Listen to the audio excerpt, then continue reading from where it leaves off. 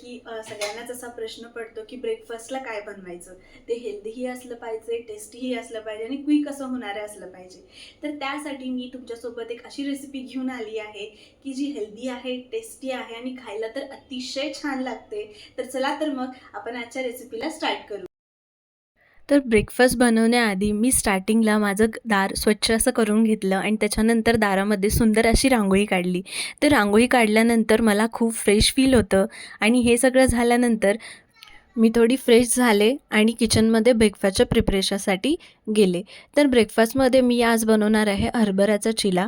तर त्यासाठी मी वाटीभर हरभरा हा रात्रभर भिजवत ठेवलेला होता. तर तो थोडा धुवून पुन्हा ते मिक्सरच्या भांड्यामध्ये मी टाकलेला आहे आणि ज्या वाटीने आपण हरभरा भिजवायला घेतला होता त्याच वाटीने अर्धा वाटी मी रवा घेतलेला आहे आणि तो सुद्धा मिक्सरच्या भांड्यामध्ये टाकला. ह्या रेसिपीमध्ये आपण जेवढा रवा घेणार आहोत त्या सेम प्रमाणात आपल्याला दही घ्यायचं आहे. तर आपण ज्या वाटीने रवा घेतला होता अर्धा वाटी सेम त्याच मेजरमेंटमध्ये आपण दहीसुद्धा ह्यामध्ये टाकलेलं आहे. दह्यामुळे ह्याला थोडासा आंबटपणा येतो. दह्यामुळे ह्या रेसिपीला खूप छान असा फ्लेवर येतो. तर तुम्ही दही हा ऑप्शन स्किप नाही करू शकत ह्या रेसिपीमध्ये. तर ह्याच्यानंतर मी 3 मिरच्या टाकलेल्या आहेत. तुम्हाला तिखट जसं हवं त्या अकॉर्डिंग तुम्ही टाका, कारण जर तिखट जास्त टाकलं ना तर ही रेसिपी खूपच छान होते आणि मी जे मेजरमेंट दिलेले आहे त्याचं प्रमाण अगदी योग्य आहे. मी मेजरमेंट दिले त्याप्रमाणे तुम्ही हे सगळं मी जे टाकलेलं आहे ते सगळं टाका. तर त्यामध्ये मी आलं टाकलेलं आहे आणि 4-5 लसणाच्या पाकळ्यासुद्धा टाकलेल्या आहेत आणि ज्या वाटीने आपण हे सगळं प्रमाण मेजरमेंट घेतलेलं आहे त्याच एक वाटी मी त्याच्यामध्ये पाणी टाकून छान असं ग्राइंड करून घेतलेलं आहे. आता हे बॅटर छान असं ग्राइंड केलेलं आहे. जर तुम्हाला हे बॅटर जास्त घट्ट वाटत असेल तर ह्या स्टेजला तुम्ही पाणी ॲड करू शकता आणि तुम्हाला हवं तसं तुम्ही बॅटर बनवू शकता. आणि ह्या स्टेजला आपण मीठ, तिखट, मिठाची सुद्धा टेस्ट बघू शकतो.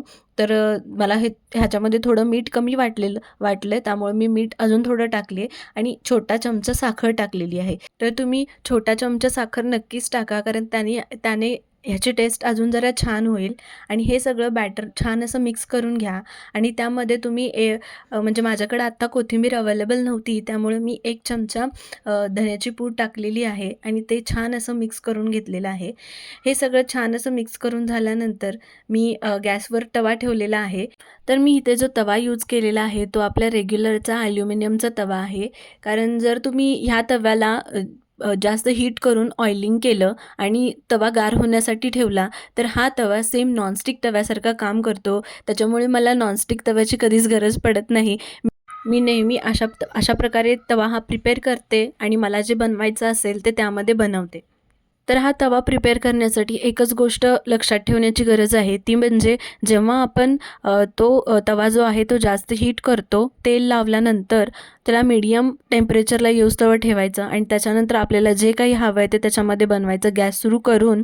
आणि मग त्याच्यानंतर तसंच मी केलेलं आहे आणि जे आपण बॅटर बनवलेलं आहे ते मी तव्यावरती छान असं पसरवून घेतलेलं आहे. हे बॅटर एकदम हलक्या हाताने पसरवा, कारण ते लगेच परत तुटण्याची शक्यता असते. त्यामुळे एकदम हलक्या हाताने हे सगळं अ, पसरवून घ्या आणि 1 चमचा तेल त्याच्याभोवती टाकून त्याच्यानंतर तुपाचा मस्तपैकी 1 चमचा टाका. ती झाकण ठेवून छान असं ह्याला भाजून घ्या. तर तर जेव्हा आपण झाकण ह्याच्यावरती झाकून ठेवतो तर थोड्या वेळाने तडतड असा आवाज यायला लागतो.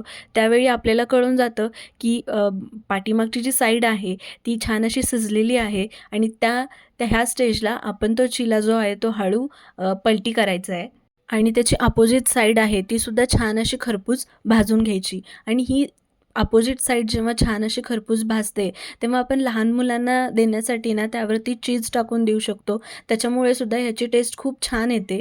किंवा तुम्ही असंच सॉसबरोबर किंवा दह्याबरोबर जरी खाल्लं ना तरी हा खूप छान आणि टेस्टी लागतो. तर ह्यामध्ये मला माझ्या मुलासाठी बनवायचा होता त्यामुळे मी त्याला थोडंसं चीज टाकलं आणि टोमॅटो केचपसोबत त्याला खायला दिलं.